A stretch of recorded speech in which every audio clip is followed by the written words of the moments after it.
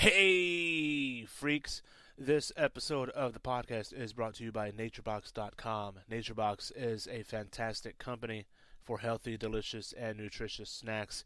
All natural, all organic. There's nothing fake about this. There's no extra fake bullshit.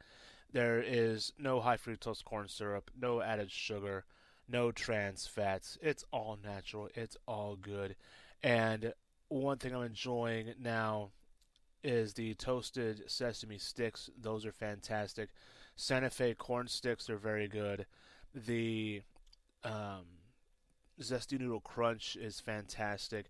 But by far my favorite are the sriracha cashews. Those things are unbelievably good.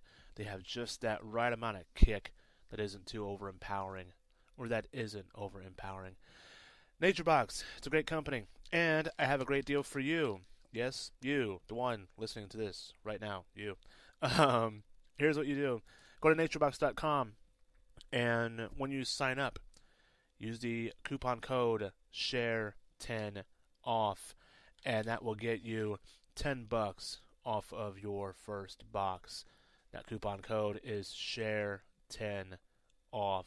Save yourself $10. Snack healthy, snack smart, snack wise in 2015, which is literally 12 hours from now. We're also brought to you by Amazon.com. If there's anything you want to purchase from Amazon and you want to help the podcast out, here's what you do. Go to lookingbackpodcast.weebly.com. Click the Amazon banner on the front page. That takes you directly to Amazon just like normal. But out of whatever you buy, a small percentage comes back to me, and it would really help the show out. Also, for those who want to donate directly to the podcast, that option is available for you as well. If you go to lookingbackpodcast.weebly.com, click the donate button on the front page. What that does, that takes you directly to Looking Back PayPal page, and I just love just the pa. I think that's great. All you do is you go to that website, lookingbackpodcast.weebly.com. You click the donate button. What that does is that takes you directly to the Looking Back PayPal page, and you can donate whatever you want, a one time. If you want to make a monthly donation, I'm actually working on some perks for that. Um, that option is available for you as well.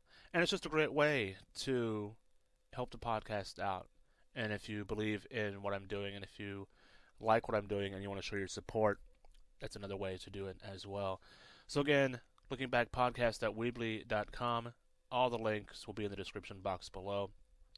And without further ado, enjoy this episode of Looking Back.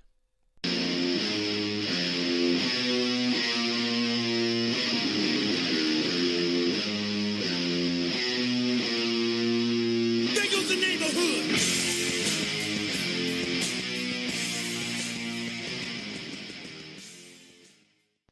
What's up, ladies and gentlemen? Welcome to another episode of Looking Back, the podcast where we look back at some of the important places, people, events, and things of history. We're continuing with our series on the rise of Rome.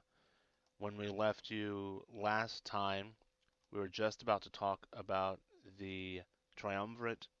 We're talking about the assassination of Caesar and just a period of transition. We're going to continue that. One thing I talked about in the previous episode was the Catilinarian conspiracy, that being the basically the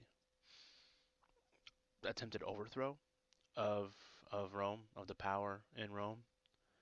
Um, and one of the most important results of that conspiracy was that the Populari Party became discredited, and the prior 70 years had witnessed a gradual erosion in senatorial powers.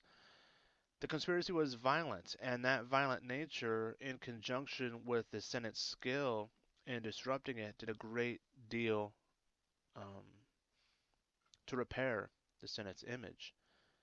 In 62 BC, Pompey returned victorious from Asia, and the Senate, elated by its successes against Catiline, refused to ratify the arrangements that Pompey had made. He, in effect, became powerless. So when Julius Caesar returned from governorship in Spain in 61 BC, he found it easy to make an arrangement with Pompey. Pompey and Caesar, along with Crassus, established a private agreement, what is now known as the First Triumvirate. Under the agreement, Pompey's arrangements would be ratified. Caesar would be elected consul in 59 BC and would then serve as governor of Gaul for 5 years, and Crassus was promised a future consulship. Caesar became consul in 59 BC. His colleague Marcus Calpurnius Bibulus was an extreme aristocrat. Caesar submitted the laws he had promised Pompey to the assemblies, and Bibulus attempted to obstruct the enactment of those laws, and so Caesar used violent means to ensure their passage. Caesar was then made governor of 3 provinces. He facilitated the election of the former patrician Publius Claudius Pulcher to the tribune for 58 BC. Claudius set about depriving Caesar's senatorial enemies of 2 of their most obstinate leaders in Cato and Cicero. Claudius was a bitter opponent of Cicero because Cicero had testified against him in a sacrilege case. Claudius attempted to try Cicero for executing citizens without a trial during the Catiline conspiracy, resulting in Cicero going into self-imposed exile and his house in Rome being burnt down. Claudius also passed a bill that forced Cato to lead the invasion of Cyprus, which would keep him away from Rome for some years. Claudius also passed a law to expand the previous partial grain subsidy to a fully free grain dole for citizens, meaning the citizens of Rome could have free grain as opposed to paying for it ridiculous high amounts. Claudius formed armed gangs that terrorized the city and eventually began to attack Pompey's followers, who in response funded counter gangs formed by Titus Annius Milo. The political allegiance of the triumvirate was crumbling. Domitius Ahenobarbus ran for the consulship in 55 BC, promising to take Caesar's command from him. Eventually, the triumvirate was renewed at Lucca. Pompey and Crassus were promised a consulship in 59 BC, and Caesar's term as governor was extended for 5 years. Crassus led an ill-fated expedition with legions led by his son, Caesar's lieutenant, against the kingdom of Parthia. This resulted in his defeat and death at the Battle of Carrhae. Finally, Pompey's wife Julia, who was Caesar's daughter, died in childbirth, and this event severed the last remaining bond between Pompey and Caesar. Beginning in the summer of 54 BC, a wave of political corruption and violence swept Rome. The chaos reached a climax in January of 52 BC when Claudius was murdered in a gang war by Milo. On January 1st, 49 BC, an agent of Caesar presented an ultimatum to the Senate, and that ultimatum was rejected, and the Senate passed a resolution which declared that if Caesar did not lay his arms down by July of that year, he would be considered an enemy of the Republic. Meanwhile, the senators adopted Pompey as their new champion against Caesar, and on January 7th, 49 BC, the Senate passed a Senatus Consultum Ultimum, which vested Pompey with dictatorial powers. Pompey's army, however, was composed largely of untested conscripts. On January 10th, Caesar crossed the Rubicon with his veteran army, in violation of Roman law, marched towards Rome, and his rapid advance forced Pompey and the consuls and the Senate to abandon Rome for Greece. Caesar entered the city unopposed. A period of reform occurred between 49 BC and 29 BC, when Caesar crossed the Rubicon and when Octavian returned to Rome after Actium. During this period, the previous century's gradual unraveling of republican institutions quickly accelerated and did so rapidly. By 29 BC, Rome had completely transitioned from a city-state with a network of dependencies to the capital of a world empire. With Pompey defeated and order restored, Caesar wanted to achieve undisputed control over the government. The powers which he gave himself were later assumed by his imperial successors, and his assumption of these powers decreased the authority of Rome and its other political institutions. Caesar held both the dictatorship and the tribunate, and alternated between the consulship and the proconsulship. In 48 BC, Caesar was given permanent tribunican powers. That made this person sacrosanct, gave him the power to veto the Senate, and allowed him to dominate the plebeian council. In 46 BC, Caesar was given censorial powers, which he used to fill the Senate with his own partisans. Caesar then raised the membership of the Senate to 900. This robbed the senatorial aristocracy of its prestige and made it increasingly subservient to him. While the assemblies continued to meet, he submitted all candidates to the assemblies for election and all bills to the assemblies for enactment, so the assemblies became powerless and were unable to oppose him. Near the end of his life, Caesar began to prepare for a war against the Parthian Empire.